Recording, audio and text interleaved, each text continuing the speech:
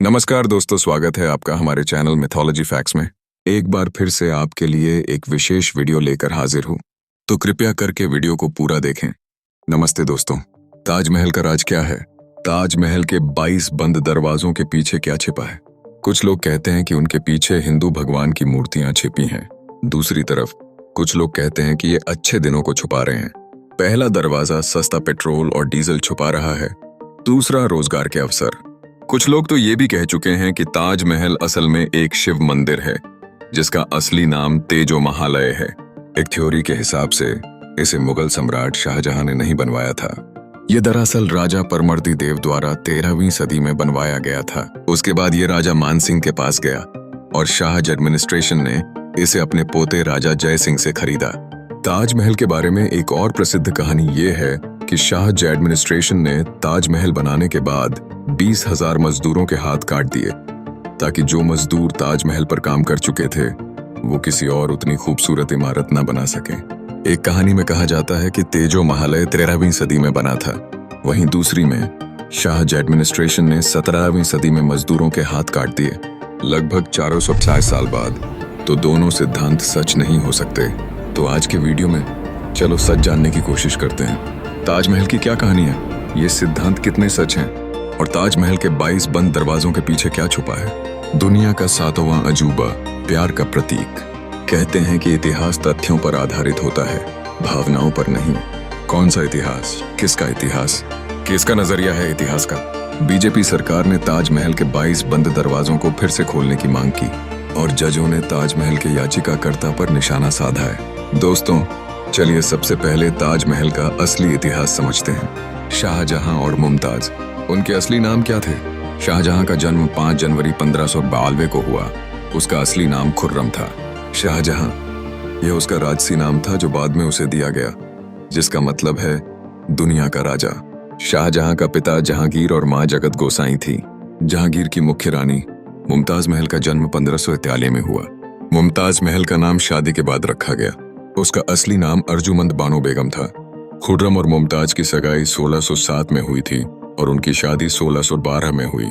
शाहजहां की और भी पत्नियां थीं, जैसे कंदाहारी महल और अकबराबादी महल, लेकिन दरबार के इतिहासकारों के अनुसार ये शादियां राजनीतिक गठबंधनों पर आधारित थीं। कई ऐतिहासिक लेखों में कहा गया है कि शाहजहां का अपने दूसरी पत्नियों के साथ रिश्ता सिर्फ नाम का था। ये सब बस राजनीतिक गठबंधन बनाए रखने के लिए थीं। शाहजहां की मुमताज के प्रति जो मोहब्बत और स्नेह था वो अपनी दूसरी पत्नियों के लिए उतना नहीं था। इसी वजह से उसे ज्यादा सम्मान दिया गया, जैसे कि उसे मलिका-ए-ज़हन का खिताब मिला, विश्व की रानी। उसका महल खास महल कहा जाता था कि इसे शुद्ध सोने और कीमती पत्थरों से सजाया गया था। ऐतिहासिक रिकॉर्ड के अनुसार मुमताज को प्रशासन में भी काफी रुचि थी, इसलिए जब शाहजहां ने कूटनीतिक वार्ताओं के लिए या युद्ध के लिए जाते, मुमताज हमेशा उनके साथ रहती थी। शाहजहां के सभी दूसरी पत्नियों से एक ही बच्चा था, लेकिन मुमताज महल के साथ उनके 14 बच्चे हुए। इनमें से आधे बच्चे जन्म के समय ही मर गए। पहले ये बहुत आम था। स्वास्थ्य व्यवस्था बहुत खराब थी। दुर्भाग्य से मुमताज अपने 14वें बच्चे को जन्म देते समय मर गई। ये 17 जून 1631 को हुआ। उनकी मौत का कारण बताया जाता है कि पोस्टपार्टम हेमोरेज, यानी जन्म के बाद खून बहना था, खून की कमी। उनकी मौत के बाद शाहजहां गहरे दुख में चला गया। वो दुख के मारे ठेके लगाता रहा।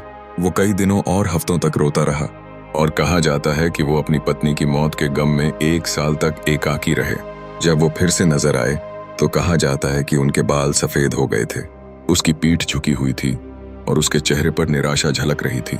इस्लामी थियोलॉजी में मान्यता है कि मृत व्यक्ति का शरीर मिट्टी में मिल जाता है, लेकिन आत्मा कब्र में रहती है। बाद में क़यामत के दिन आत्माएं अपने क्रिएटर के पास लौटेंगी। तब तय होगा कि आत्मा स्वर्ग जाएगी या नर्क। इसलिए कब्र को आत्मा की अंतिम विश्राम भूमि माना जाता है। शाहजहां का मानना था कि मुमताज महल की अंतिम विश्राम भूमि भव्य होनी चाहिए, अद्वितीय। जब उसने ताजमहल बनाने का फैसला किया तो मुख्य वास्तुकार उस्ताद अहमद लाहौरी थे। उसे नादिर-ए-आसर का खिताब दिया गया, यानी कि युग का चमत्कार। सफेद संगमरमर के पैनल पर नकल की गई थी अब्दुल हक शिराजी द्वारा। इमारत के सामान को पहुंचाने के लिए 1000 से ज्यादा हाथियों का इस्तेमाल किया गया। सफेद संगमरमर राजस्थान से लाया गया, जसपर पंजाब से, जेड और क्रिस्टल चीन से, टर्कवाइज तिब्बत से, नीलम श्रीलंका से और कार्नेलियन अरब से।